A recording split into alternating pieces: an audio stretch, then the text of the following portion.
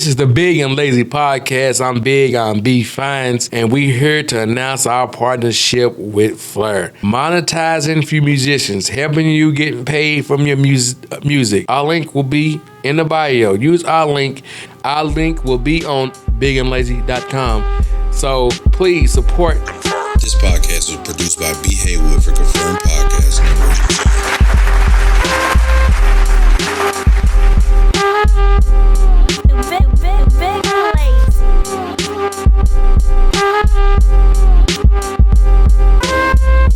Subscribe now.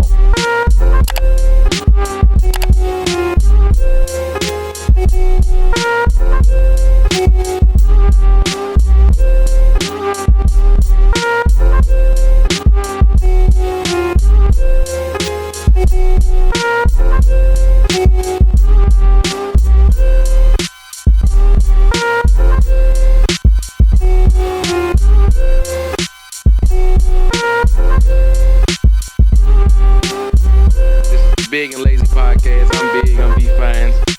And we got a special guest. We keep a special guest, man. We got Tank Brazy, man. Herman's grandson, man. Welcome to the show. Explain it, man. Who's Herman and what does he mean to y'all? What does she mean? I mean, that's kind of like, I feel like that's like, no, not trying to be smart enough, but that's like self-explanatory. Herman's grandson. It's my granddad. Yeah. But he played a big part, big part, because he got like 23 kids, so. But that's my grandfather. He's a big impact on the family, because, I mean, he started it, of course. Right. And my grandmother, but, it was all good. That's what's up. I just got off the phone with my grand. She called me, and she said, I miss you. Like, I've been so busy here lately. Like, I'm at school, I podcast, referee, on the third shift on the boat. I be dealing blackjack. Niggas be saying, I ain't never met a blackjack dealer, I guess. And shit, you know what I mean? Like, Yeah.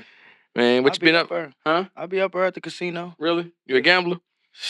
We won't talk about that on her. We'll be here all day. Man, if you want to see a sad face, see me leaving that casino, man. I'm a real big gambler. I can't gamble. Just walk into a casino like a sick puppy, man. Just, oh man, I'm about to travel to Cincinnati or somewhere to get my hands for real, dog. Sports betting is cool, but it ain't nothing like dealing them cards and your craps and roulette or whatnot. So what you been up to, man? Tell me something good. I ain't really been doing nothing. Just sitting back, taking care of the little minions. Getting ready for the holidays and Christmas. So you done with your Christmas shopping? I ain't done yet, because, you can't never be done. You see something, they want it, and you got to get it. Yeah. But I done started. That's the start. I started. Yeah, that's what's up. Some people don't start to maybe about 3 or 4 days. And I don't know, some people start in September, man. Why you let us say out like that? Oh, man, you ain't started your Christmas shopping? It's all right. Wait till the week of. You still got time. So this is the Big and Lazy Podcast. We ask everybody this. So give us something big, something good to eat, and lazy, something good to watch. Something good to eat? Mm-hmm. I'm going to say one of my favorite spots I ain't been to in a while, just a small little burger place. It's called Jaggers. Jaggers, okay, yeah. I heard about them. Jaggers, they all right. Uh-huh. And I ain't going to lie, you got to get the barbecue burger and add an egg on there. I know y'all going to be looking like, what? I'm telling y'all. What's on the barbecue burger? Because I know an egg pops. I know the egg on the burger just sets it all the way up. Yeah, like the fried onion rings burger. You can have it dressed if you want, and barbecue sauce. But it's the burger that make it. Okay. Okay, Jagger, I'm gonna try it out and give us something good to watch.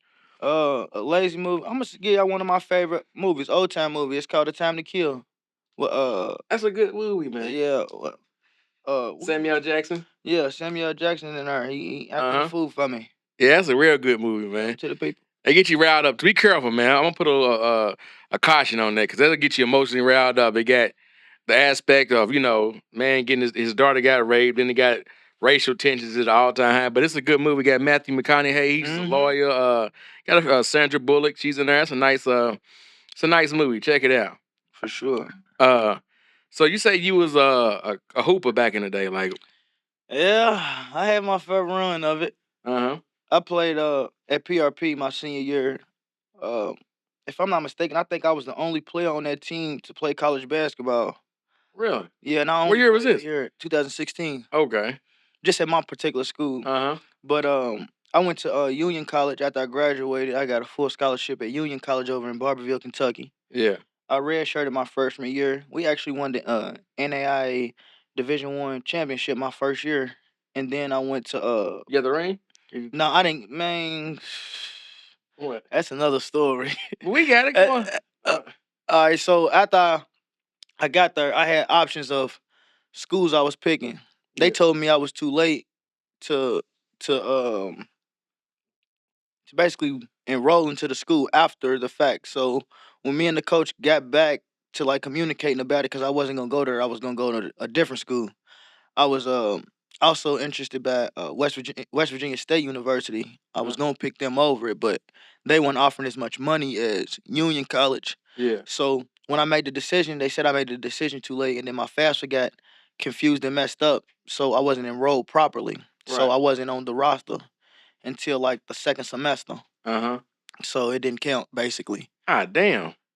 They didn't give you a ring, acknowledgement, or nothing, no Letterman jacket, or something. I'm saying put you in the, you know. I was on the like the sheet, but I ain't get the ring like everybody else got it. But right, I got the memories. That's all that really mattered to me, for real real. talk. But I went there for 2.5 years, and then I transferred to Eastern Kentucky University. Mm-hmm. And I had a what they call a preferred walk on. Yeah. I had a date. I was supposed to go to the practice and caught a case 2 days before the practice. Really? You want to talk about that? Like how, you know, what was the case you got? You know, you want to walk us through that?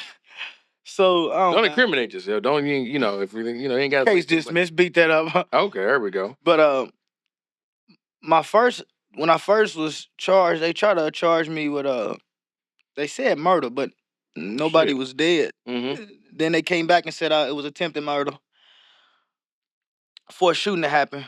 But yeah, like I said, that case is dismissed. So everything's cool.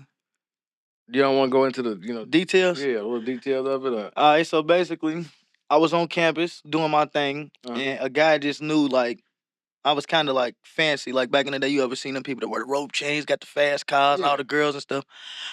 I was at him, and they one dude basically knew who I was, and he tried to basically rob me. Yeah. It just didn't go how he thought it was gonna go, basically. Right. Okay. Okay, I got you. Man. So was you cool with the guy? Did you know, like, was it like this a hating ass nigga? Did y'all have a pass?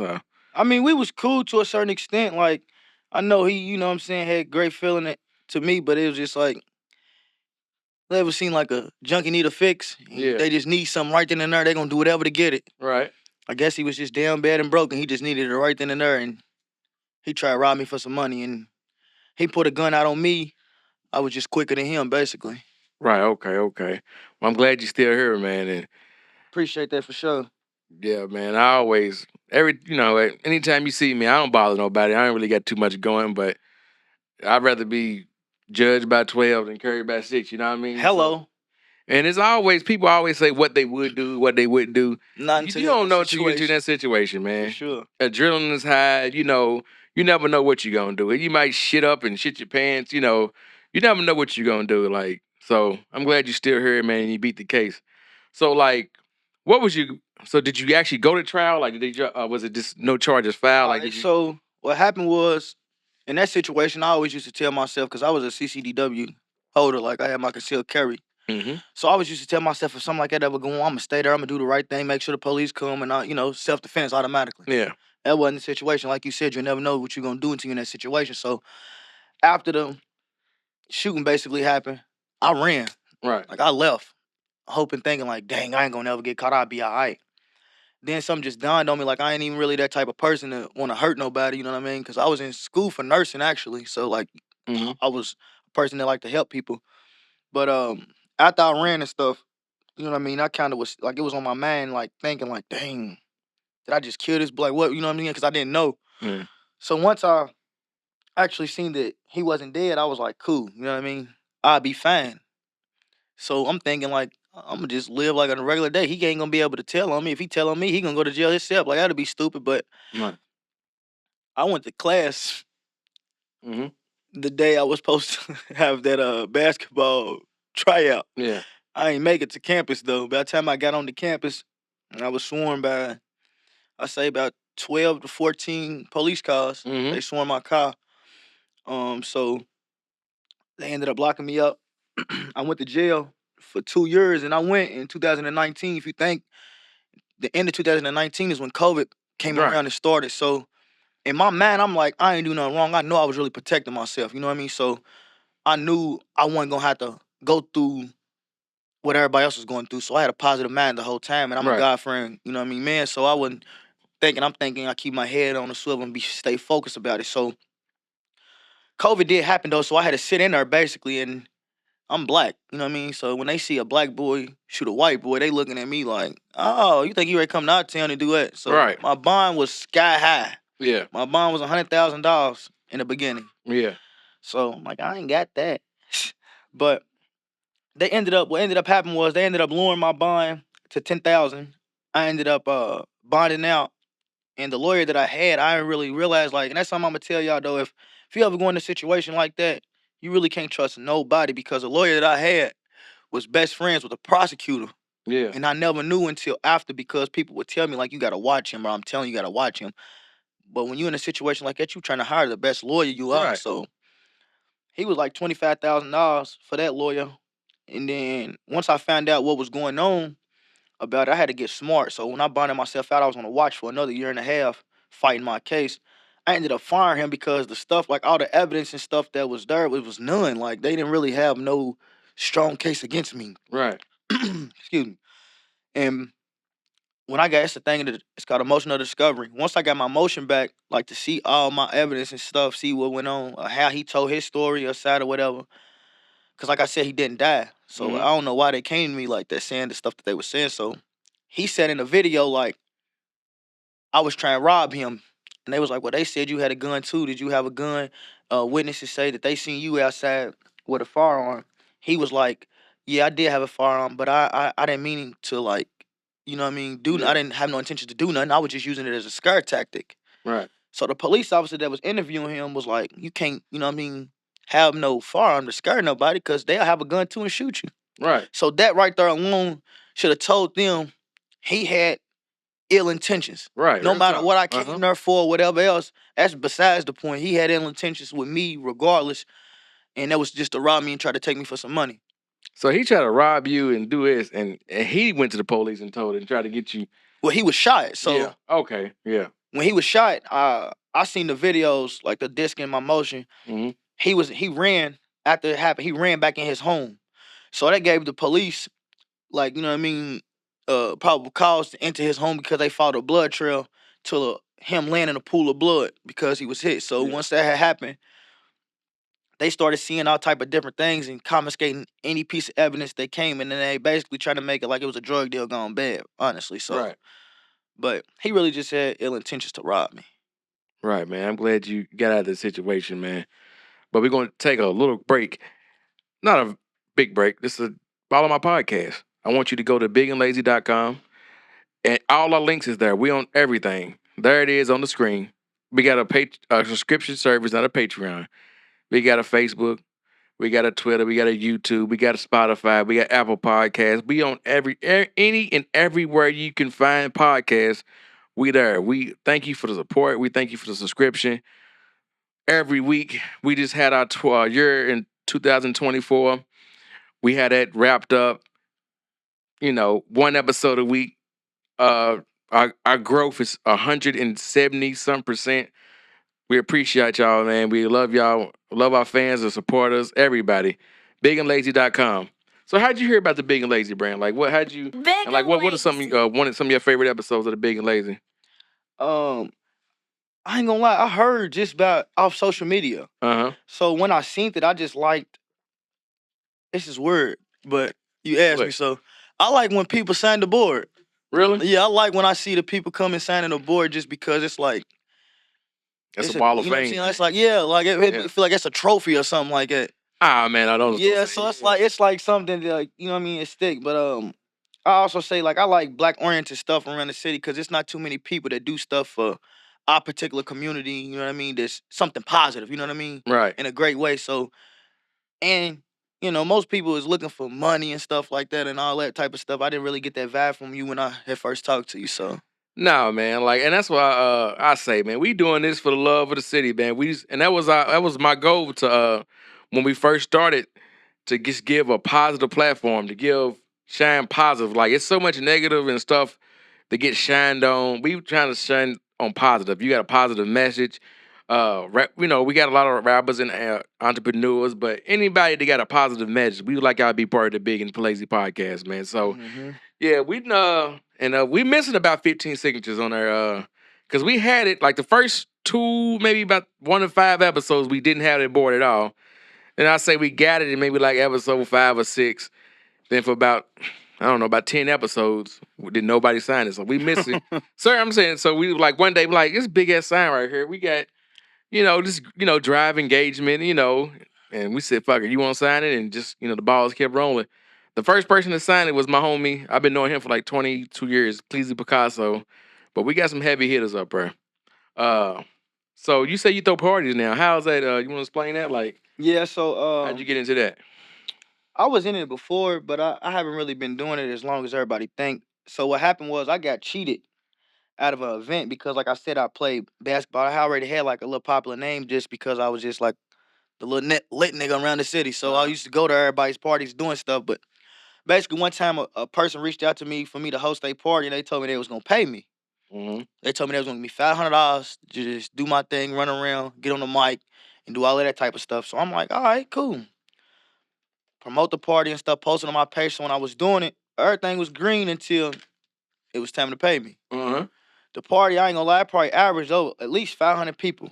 What party was this? You ain't gotta save your own, but yeah. I don't really want to throw shade, but it was a college event on U of L's campus. So we was doing the event, and he told me after the situation, basically, he gave out too many free tickets. I'm like, bro, I can see how many tickets and stuff you gave out. Like, yeah.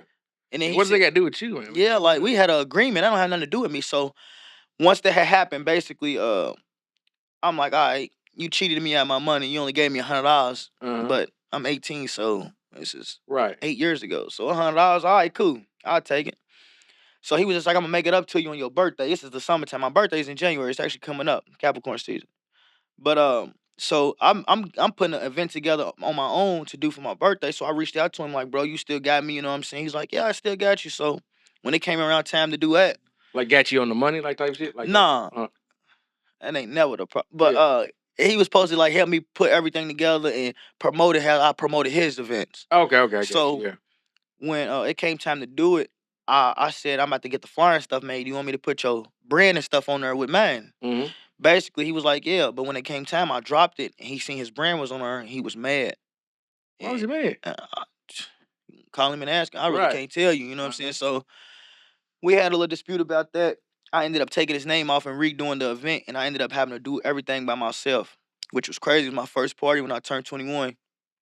It was a success. Like, it was crazy. Like, I walked away with like $5,000 my first event in a regular scene, a regular party. Really? I was like, yeah, this is my steal. I'm doing this every weekend, man. But I really didn't because I was still in college, so I would go back and forth. But I would put together events on different days. I knew I would come back, like spring break or holidays and stuff like that was the best. So I did that, but then I ended up going to jail, so I had to take, like I said, like 2.5 years off. But I got out and I did a big ass pool party.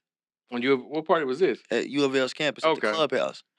So if you ever heard about them, those was mad. So I gets out, I do the pool party. It had like at least 700 people the first pool party. That one was crazy and it was free. I wasn't worried about no money or nothing.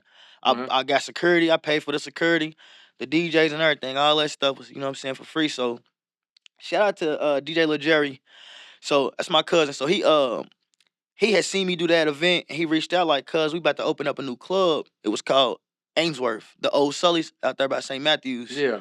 So he was like, I got it. Did they ever open? I never heard of that club. Like, yeah, this was years ago. It's closed now. But he reached out and was like, I got a Jeezy concert I got to do. And he was like, what you just did, man, you could, put yourself in a situation to do this. So I'm like, all right. So we started that up. We started doing parties together there, and that's how I really jumped back off the porch again. I'll say, like, because I was doing college parties at first, 18 and up. But after I did a pool party, I like migrated to 21 plus, and then I started doing that. I saved up some money, and then I did my first concert. I did Raw 49 at Havana Blues. Yeah. With George, Sir King Majesty. Uh-huh. Me, him, and this girl named Bree. We all put our heads together and did that concert, and that was probably, I'd say, one of the biggest concerts I did. I didn't did like 5, but that wasn't my funnest concert though. I ain't gonna lie. And what's your funnest? It wasn't the funnest concert. What was the funnest? What was the The funnest I did was with Is Meek. funnest a word? We just made some shit up there. You know, Big Lazy Podcast. We can do that. Yeah, there we go. Hello. But the funnest I did, I think, was probably on Derby. I brought the dude JP. JP. He's a younger rapper. He got like a younger crowd. Yeah, but yeah. I brought him at Derby at that place at number 15. Uh-huh. That was a success, and I made some money on Derby for that concert. That was probably my funnest concert for real, because I was drunk. I could still maneuver, and I had a ball though. Like I had fun. Like Raffle, that was a little bit different. That was my first one. I couldn't really mess that up being drunk. So yeah. But I had I had the blueprint, so I knew how I could do at JP. That was probably the funnest one I had for real. That's what's up. So which concert or which party would you say you made the biggest bag? Like you was like at the end, like you was like, damn, I made a nice amount of. I'm gonna say parties for sure. It was definitely all the pool parties. I ain't gonna tell you how much it was, but yeah, it was definitely those parties because it was all me by myself. Uh-huh. I ain't go in with nobody. I paid my own money into it and did everyone by myself, and I got to keep every single dollar afterwards. But the most probably was Rob 49 as a concert, but we put a lot more money into that. Like that was a $25,000 concert just for him alone, though. That don't even include the venue, the security, the police, the DJs, the host. That don't even include none of them. But still made a bag there too, though. That's what's up. So talk to the somebody that's trying to get into the party promoting. Like what's the proper steps if I wanted to throw a party out, throw a, whatever. Like what would it step one, Call me. No, I'm just playing. But I say honestly, for real, you're gonna have to stack your money first, because you don't want to get into situations where you need somebody else to help you. Cause when you start having to pay people out and your party's not a success, that's when your name becomes bad for business. Like that's what's kind of went on like last year, and that's why the party scene now was kind of messed up. That's why like now we don't got nowhere to go. Like every club's been shut down and stuff because it's all about the money. But when you're starting that, you should never think about the money, because the money's gonna be there. It's the safety of the people that you really got to worry about, because now we don't have nowhere to go because the safety of the people is basically being jeopardized. Yeah. And I'm gonna be honest, I hate when people blame the promoters or DJs for people's safety, because in all honesty, we don't really have nothing to do with people that have so-called beef on the streets. Like we don't tell him and him to come to the club together and they know they got real smoke out here in these streets. Like they make their own decision as a grown-up and do what they want to do. Real talk, like so if you got beef and people's on your top, just stay at home, man. Yeah, like if somebody was out to hurt me, I wouldn't leave the goddamn house. I wouldn't move out the city. Yeah, I mean, would. gone. Yeah, I hate that. Like, go ahead. Other things I would say you need, if you do partnerships, you need a solid partner, not a partner that you can fall out with and they gonna go on Instagram, Facebook, whatever else and talk about you. You need people that's really gonna be in your corner, right or wrong. Hit a ding or something. They hit a little something. That's right. What you say? If you get if you need a partnership and you starting it, you need to get a person that's really in your corner, because if you don't, they gonna go on Facebook, Instagram, whatever, and talk crazy about you. You know what I mean? Wild, ain't it? Yeah, I see that a lot too. Like I've seen people throw events. They events don't be nothing. They instantly run to Instagram, instantly run to social media and be like, blah blah blah was thumbs down. Yeah, like, you know what I mean? Like. And that's at Self 8 too. They love putting a black person there. They love putting, and if these black folks can't wait to. You didn't got terrible service at all these other places, but that shit was crap. Hey man, go on somewhere, bro. Like it's one to do. You don't leave the house, but you don't go to no parties. I'm not saying you got to, but you always speak it on what somebody's doing, yada yada yada. Like, and I was talking to my buddy this not too long ago. Like, I don't really step out much, but even if I could, I couldn't even tell you like what's happening. Like, it seemed like it's no club for the urban crowd. Like, no, you know what I mean? Like, it's not anymore. Honestly, like everything that we basically didn't touched in the city's been shut down. But it's even before the shootings and all of that stuff happened, it was because of liquor license. They was messing with people because liquor, and they was trying to change the time of liquor, and like just to make the people like, why would we go here? We know we can't drink. Like me and Maz go to the club, we got to drink. You know what I mean? So it's just like that's just the icing on the cake, basically. Yeah, they'll pull that liquor license because, like you said, niggas ain't gonna come in there. They trying to get drunk and turn up, you know. Or if they don't, if I had a club and they pull my liquor license and you trying to come in the club, you're not about to pay top dollar to come in the club with no liquor. So they gonna lose money and they not even gonna be able to pay their bills at the end of the day, and they gonna end up shutting down. Right. That's what they did to Virtue, man. You ever been in? You ever did any business with them? Yeah. I never I know Tone D. I didn't talk to mainly almost everybody in the party promotion game, from people with big timers to me. I feel like I'm the smallest one. Yeah. So, like, who was some of like the biggest like you didn't work with, like some big names? Honestly, that's a good question. I feel like, to me, everybody's big. Like, I can shout out anybody that I work with because they definitely put me in a situation to win. It just me being the younger one, because I'm probably the youngest one out of everybody I didn't work with, as far as DJ Lil Jerry, B Hen, Tay in the Mix. Yes, yeah. My cousin Mike, he was with Big Timers and them. So, no, I mean, I said Good Timers. I mean, Big Don Entertainment. I'm sorry. Are they still around, Big Don Entertainment? Yeah. That's what's up, man. They've been around for a while. Like RP Big Don. But I'll say, honestly, the person that probably helped me the most was definitely my cousin Jerry. Like, just from him showing me different things, from him having them, it ain't about no money, because he didn't put some money in my pocket also, but he didn't actually had sit down conversations with me about being in the party promotion game. Just like, you gotta quit trusting certain people and moving a certain way, whether it was different host security, like it's just been different things. And I also worked with a dude that helped me. He's the one who helped us start Ainsworth. You know, Michael Carver. I heard of him. Yeah, that's my dog too, Mike. But I done did a lot of things with a lot of different people. Whether it was just me hosting the party, like not even me having to put no money in, and they just wanted to. We want you to promote this, and we put some money in your pocket. We gotta get DJ Lil Jerry. Could you make that call for us, man? Could you help us get him on here? Yeah, that was my person of interest. When you said I needed to pick a person. Yeah, I never asked you that, but he was gonna be my person. Oh, okay. Yeah, we gotta get him on here, man. DJ Lil Jerry. It's long awaited, man. Like, we gotta, was it 5 years in a row, DJ of the year? It's something crazy, ain't it? Yeah. Yeah, I'm gonna start DJing though, cuz, so watch out. Really? Number 4 ball, man. Hey. I'm just weird. Yeah, he's definitely sold out 30 Coles. That was a hell of a run right there. Man. I love Coles, man. Like, but I just got, it's nothing against Cole, but I just got burnt out. Like, just people like, let's turn up because it's Friday. Let's turn up because it's Saturday. Like, ain't no comedy show, ain't no concert, ain't no, like, I got to step out for something. Like, I got past that stage in my life real quick. That was early 20s. Like, it's Wednesday.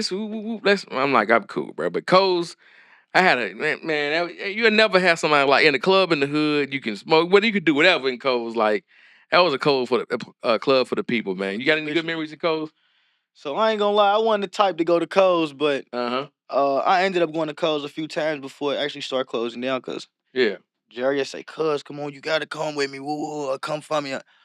So I'm gonna say I went to Coles right before my homie ended up passing away. I'm gonna say long live Nut. They had I forgot what badge they had in there, but he was like, "Cuz, you gotta come." So I went, I seen everybody, and they was like, "No way, we really got you to come here," because that was not my, like, I just felt so, like, I ain't feel safe going to Coles sometimes. I don't know why. I just felt like it was just a lot that used to go on down there. But real talk, I definitely had a ball though when I went though. I ended up going back. I ain't tell nobody though. Yeah, but I went back for sure. Yeah, man. I used to leave my car unlocked. I said, "Fuck it, just go on and just leave my car, so save my window so my shit won't get busted." Seriously, go on and leave it unlocked. Yeah, okay. Just don't bring no strap or no, you get my little change or whatnot, but shit, just go and leave it unlocked. If you're gonna get in this mother, because ain't that alarm and the lock ain't gonna stop them from getting in. You know what I mean? Yeah. It save you a window. Cause I'm when I first got my whip, man. I went to Moneybag Yo. This is Derby of 2017. Coles, he came to Coles.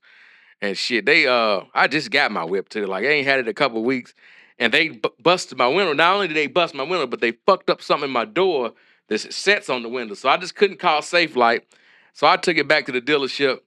Man, they had my car all fucking summer, man. I'm trying to mob in my car and, make moves. Yeah, they had my car. I was in a rental, of course. They paid for the rental. I'm like, but it took them good 2.5, 3 months to fix a goddamn window, bro. But yeah, my OG said, he says, leave your car unlocked. Like, don't leave no money or nothing valuable in there, but just save your goddamn window. Yeah. And shit, they gonna get it. They gonna, you know what I mean? Yeah, I'm thinking about that from now on. I'm glad you said that. Real That's talk, actually leave it smart, on. for real. Cause hell, like you in the club, music playing, you not gonna hear the alarm, but ain't nobody gonna. That'll just save you a headache right there, man. Yeah, for sure. Yeah. So, what do you see yourself in the future, man? So, what are your future plans like in the near future, and maybe about 5 years? So honestly, I actually like doing the nightlife thing. Like my biggest goal, I went to that 85 South show. Did you go to that? No, I didn't go to that one. All right, so I went to the 85 South show. I got a story about that, but go ahead. We gonna hear that, but Yeah. I went to the 85 South show. It was my cousin's birthday, Herman's other grandson. Mm-hmm. So I went to that, right, and we was just in there, and they was playing the music, and something just told me to stand up and turn around. So when I stood up and turned around, I just seen all the lights like around, like and it was probably about 10, 12,000 people in there, or something like that. That's what it looked like to me. But It's I was young like, yeah, I was Mhm. just like, damn.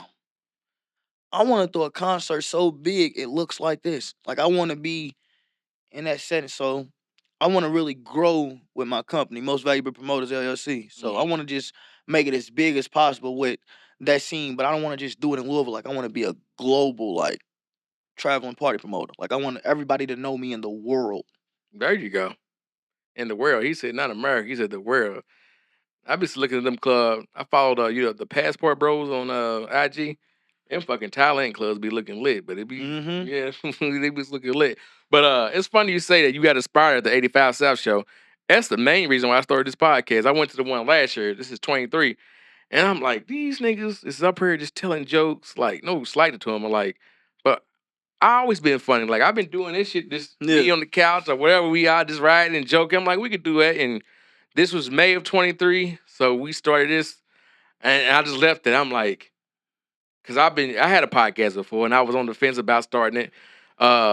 My co-host at the time, and he was trying to talk me into doing the podcast. I'm like, man, I don't want to do it. But I'm like, in my back of my head, if we do it, we got to come right. We got to come, because my first podcast was just like a SoundCloud shit. So I'm like, we got to come with the video. We got to come with just short film content. We got to go hard. And I ran into this man B Haywood over here, and so I left 85 South. I'm like, man, I need that was just a little kick in my ass, like the little fire, under my ass. I'm like, I'm getting this shit started. And about a month later, June 13th, that's when we dropped our first video. And we dropped every week since then. Yeah. Like 82 episodes, like low 80s. So yeah, shout out to the 85 Shout. So did you have a good time at the show? Like, hell yeah. They kept trying to tell me to get up. I said, I'm not getting up because if they joke on me, I'm getting on the stage with them and riding everybody out, DC included. But Yeah. I had a ball though, for real. I snuck my little. I forgot this was recording. Yeah. And I'm just playing, but I snuck my little look in there at a blast though, for real. They don't give a fuck at the goddamn Yum Center. They all them blunts has been blown. I went to the Wayne concert, that EST concert. I ain't never seen so much weed smoking. Niggas was, I understand you get to your seat, you fire your blunt up. Niggas was walking to their seat smoking weed. It was just, that was a monkey gal. It was a good concert though. It was a little, it had this, they came out a little too late, but once they got it going, it was a hell of a concert. Like, yeah. I liked the Indies background for that. Made me hungry when I seen that. Real, that was dope as shit, bro. So how did you feel about how you feel about EST? I mean, I don't. Cause it's a love-hate with him. I like my thing. I don't got nothing to do with that other shit. But far as music, I listened to his song on my way here. I did, man. Me too. But I don't have nothing to do with me. Stay neutral. Stay out of it.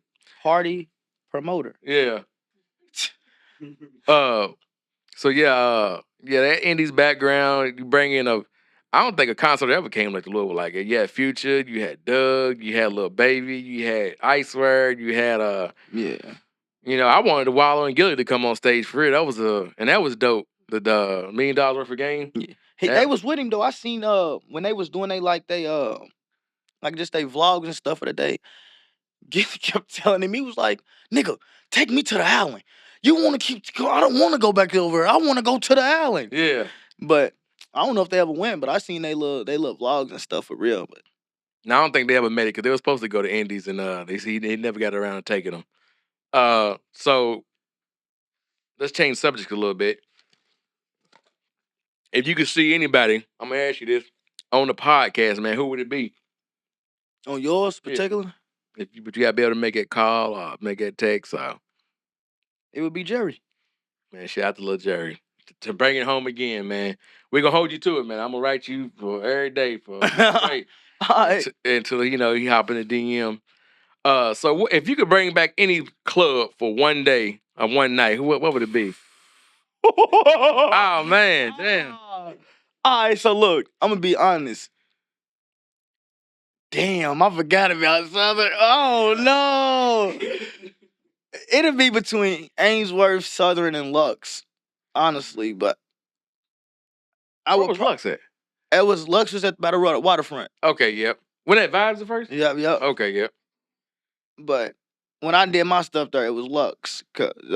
But honestly, I would probably pick.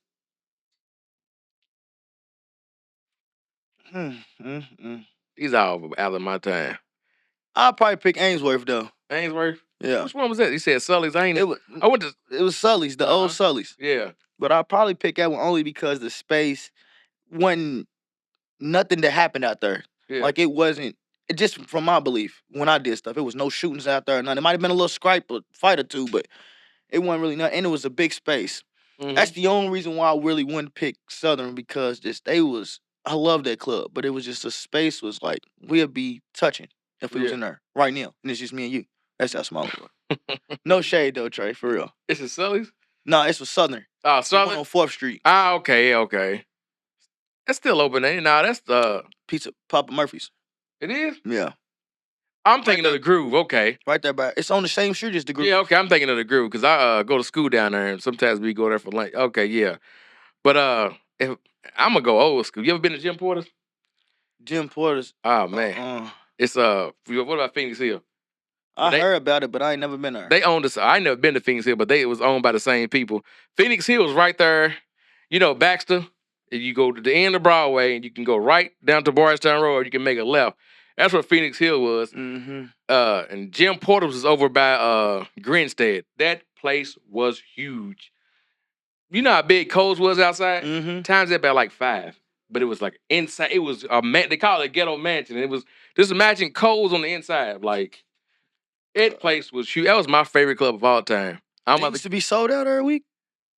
Yeah, but it was more of like it wasn't every week thing. That was more of like a concert type of concert. Like, okay. Christmas on a Thursday, you know what I mean? You know what I mean? Thanksgiving, they have concerts there. It wasn't like a weekly thing, but that place was huge. It was maybe Cole's about 4 or 5 times the biggest Cole's, but it was all on the inside though. Mm-hmm. You know, you can smoke whatever, do with everything. And my other club would be it used to be called the Roxbury. It was Villa Fontana, but that shit is tore down now. I remember Roxbury. Yeah, yep, fuck with Villa. And Tailgaters on, that was kind of like some high school shit though. But yeah, that was crazy, man.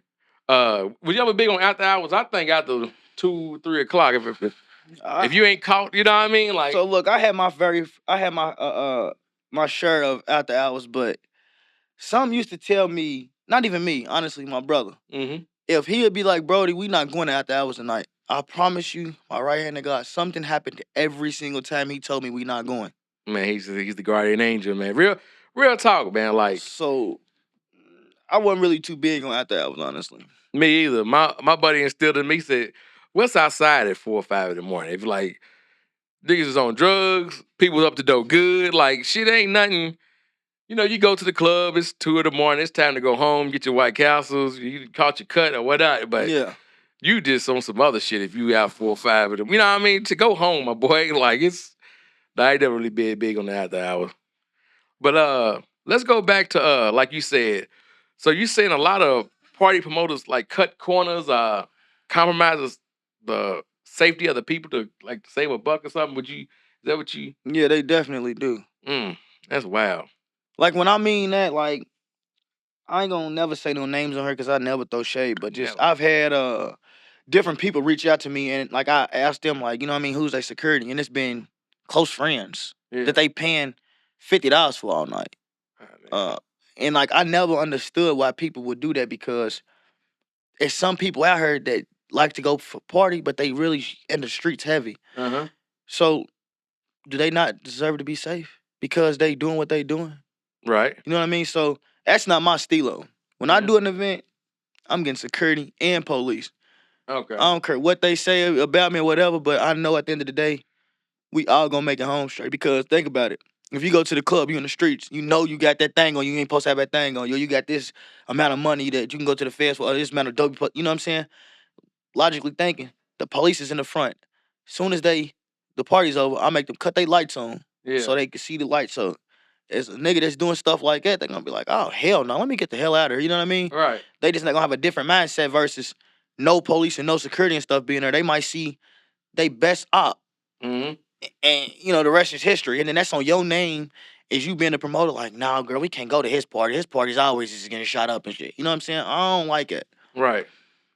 So how would you go back and get the police? Like, how would you, like, are they paid for hire? Do you just know, like, pay for hire. Really? So like, honestly, what I've done, if the venue don't have like them contacts and stuff to get the people there and I pay for it, I've been seeing officers out and I asked them like, you know what I mean, sir, do you have like, can I hire you for a private event or something like that? And they ask me like, what is the event about? And I tell them, or if you don't do that, you can go to the stations that's by your club, like whatever club you're doing your event at, you can go to the nearest division of their thing and go in there and ask people like, because sometimes they got to get it approved though. This is crazy. They got to get it approved by the division to be okay with them going out to working after hours because they got to wear their uniform and take their car. So it's kind of like they're still on the clock. I wonder if they be getting paid for it though, because that don't make sense why they got to do that. But that's how I done. That's how my very first time. That's how I did. I went into a division and asked like, could I get some police officers for an event and I'd pay. Oh, that's dope, man. Anything to keep the people safe, man. I'm working with police, FBI. If I'm throwing a party, hey, man, to keep the people safe, man. Like you said, motherfucker gonna work 40 hours, 50. They trying to dodge no bullets or nothing like it. You know what I mean? Yeah, they too damn expensive, though. I tell you what. Really? Yeah, what? They $350 to $500 a person. Oh shit. So damn. So that's really. So if you see 4, 5 cops or 6 cops at the goddamn place, like nigga didn't pay the money for the damn beat, you know. Yeah. So when I did, like I was telling you about the Rock 49 concert, or not even that, when I did the pool party, because the pool parties was the most security and police I had, I would always get 4 officers. I had to because they work in pairs. So, and that was just an excuse to get a couple more dollars. But they would charge me $350 because I got 4 of them. And if I got 2 of them, it'd be $500. Yeah. But it was 4 officers and 12 shirts. 12 shirts is the security, so it'd be them and the security. The security and police officers' ticket was the highest ticket. Yeah. Outside of like everything else, like it was like $2,500 to $3,000 every single event. Ah, damn. But it was worth it, cause then nothing happened. Right. It's worth it. Yeah, cause like you said, nothing happened. Like I seen the fight one time in my event. It was the police and security did their job so good. The fight was down the street, all the way like away from the event. Yeah. He used to be a security guard, my producer, but he kept getting beat up. So he said, you know, serious, like, you know, when we first started the podcast, he'd come, you know, Sunday, you know, we party Saturday night, we recording Sunday, he come with a black eye. I'm like, what happened, man? Like, he said, yeah, man, you know, he got roughed around, man. But he's cartoon nuts. Yeah, big stupid nuts. But I'm glad you ain't on camera, you know. we not ready to play with him today. Hello. Not his day. So you said you're a father, right? Yeah. So how does it work balancing, you know, the nightlife and the being a busy man? How's it, you know, work? It didn't. It didn't? It never did. Mm-hmm. Honestly, me and my kid's mother actually kind of like didn't get along because of the nightlife. Yeah. Like, even though they knew like that was my scenery, like I could go to the party and have a ball no matter where, because that's just what I like to do. Yeah. They didn't like it at all. You know how pregnant girls are. They think you in every girl's face. Yeah. Real emotional. Yeah, so. Uh-huh. So what's up next for production, man, for your production company? What's up next, man? So I really can't say yet because it ain't been locked in, but my birthday's January 13th, so y'all just stay tuned. Because I might, you know, I did something on my birthday last year, so I feel like it's a part 2 coming this year, definitely. Diddy party, man. So she stick at the baby boy. Nah, it ain't gonna be no Diddy party. We gonna have a ball. We gonna have a good time. We gonna have a blast. So if Diddy come out, this is a hypothetical, and hey man, I need you to throw, he come to you and try to throw a party. If he get out, and are you taking that call? What you mean, no? Diddy, how much money you got, Diddy? Yeah. $1 million? I can see me now. You there. Police security. Yeah. We need you. And you capping, you going. Stay away from that baby oil. The baby oil was spiked, though. That's what fucked me up. Yeah, they said it was, what was it? Liquid something. Yeah. Because that didn't make no sense. Ain't no... 1,000 bottles? Yeah, ain't that much bulk in the world. Like, you know what I mean? It ain't nothing to go to the store and get 10 bottles of baby oil. That shit had to be pre-spiked. That was my first thing before they even announced it. I'm like, that ain't no regular baby oil. You know what I mean? Yeah. $10,000, 10,000 bottles, man. But this is all assumptions. He's innocent until proven guilty. I don't know. I can separate the man from the music. I still listen to R. Kelly. He's a foul nigga, but I still listen to R. Kelly. I still listen to Diddy, Golden showers. Golden showers. No, I mean, I can't say nothing about the baby oil, though, because I told you, I used to throw pool parties. Uh-huh. Hello. Did the pool parties that ever get wild? Did you get, I don't need no pool party for that. Murphy's grandson. There you go. But, yeah, the pool parties definitely used to get wild for real. Like, not on camera, though. It'd be like, afterwards. But, yeah. Okay. After hours. Yeah, after hours. After hours. Man, it was wonderful talking to you, man. It was a pleasure. Anything you want to say to the before you get off the camera? Anything you want to shout out? You got a message for the youth, a message for our listeners? I say, keep God in your life. I can't say the rest, but keep God in your life. I can't say the rest. I can't say the rest because they say some wild things, but no, I just appreciate y'all for having me. You know what I mean? It was a blessing coming on, and I hope to do it again. Oh yeah, many times soon. We and like you say, we appreciate all the support. Damn, I can't get it out. And we supposed to be in the had you on, man. Like so, we love all the support. Stay patient. We getting everybody on here, man. It's the biggest platform in the city of Louisville.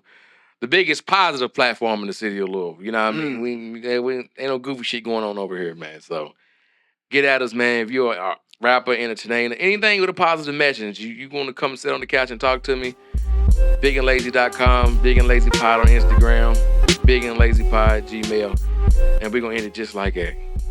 We out.